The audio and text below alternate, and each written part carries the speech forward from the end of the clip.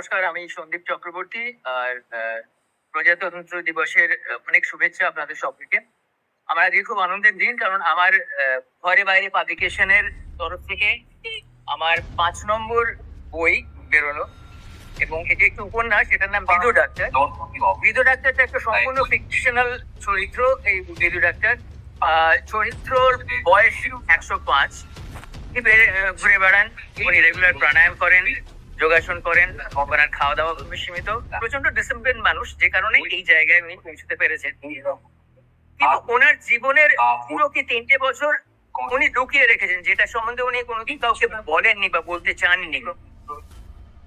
এবং এই গল্পের মাধ্যমে, একটা বিশেষ ঘটনার মাধ্যমে ওই 2 বছর রিভিলড হবে, যে 2 বছরের পেছনে যে একটা মিস্ট্রি, একটা রহস্য আছে।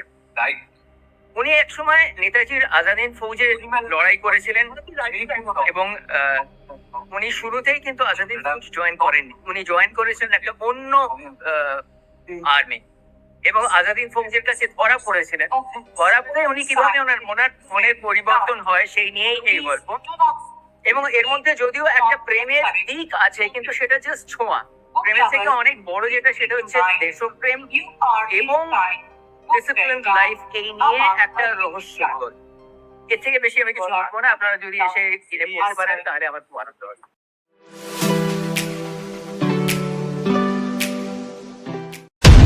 এখনো পর্যন্ত আমার টিটেল নিয়ে এটা হলো আমার 8 নম্বর বই, এবং ঘরে বাইরে পাবলিকেশনের এটা আমার 5 নম্বর, পঞ্চম বই। আমার বই লিখতে শুরু করি, ইনফ্যাক্ট বলবো গল্প লিখতে শুরু করি লকডাউনের সময়, যে সময় আমি ন্যাচারালি মানে কি করবো সময় নিয়ে, তাই গল্প লিখতে শুরু করেছিলাম। তারপরে সেই একটা দুটো গল্প ফেসবুকে দিয়েছিলাম, সেই থেকে আমার পরিচিতি পাবলিশারের সঙ্গে।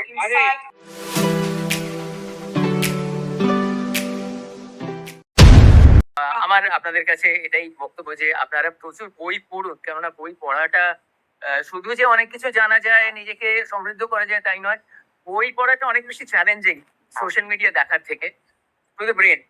এবং that is very good for our brain, কারণ আমাদের বয়সকালেও আমরা যাতে অনেক বেশি শার্প থাকতে পারি, আর সেইটার জন্য বই পড়াটা একটা খুব ইম্পর্টেন্ট টাস্ক।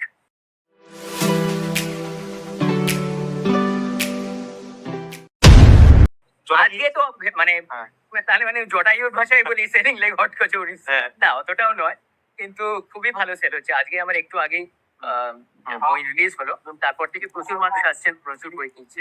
তো আশা করি আপনারা যারা দেখছেন, আমি তো বুক ফেয়ারে থাকবো, আপনারা এটা দেখে যদি আজকে চলে আসতে পারেন, তাহলে আমি আজকে 8টা পর্যন্ত আছি। অন্য অনেক দিনই আমি এখানে থাকবো। এটা হচ্ছে স্টল নাম্বার 416, এটা 8 নম্বর গেট থেকে ঢুকেই বাঁদিকে।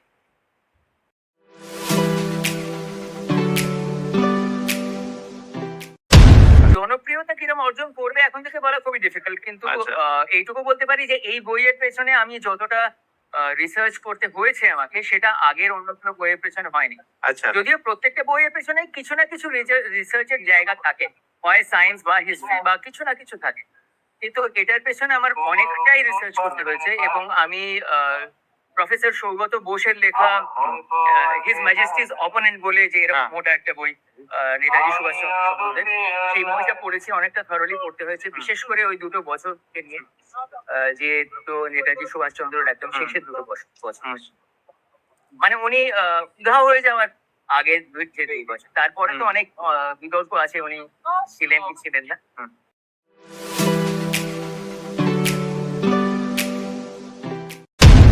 ডাইরেক্টলি কন্ট্যাক্ট করিনি এখন, কিন্তু আমার গল্প পড়ে যদি কারোর ভালো লাগে, ডিরেক্টরের বা প্রডিউসারের, এবং তারা ছবি করতে চান, তাহলে আমি খুবই আনন্দ, ভীষণই আনন্দ। নমস্কার।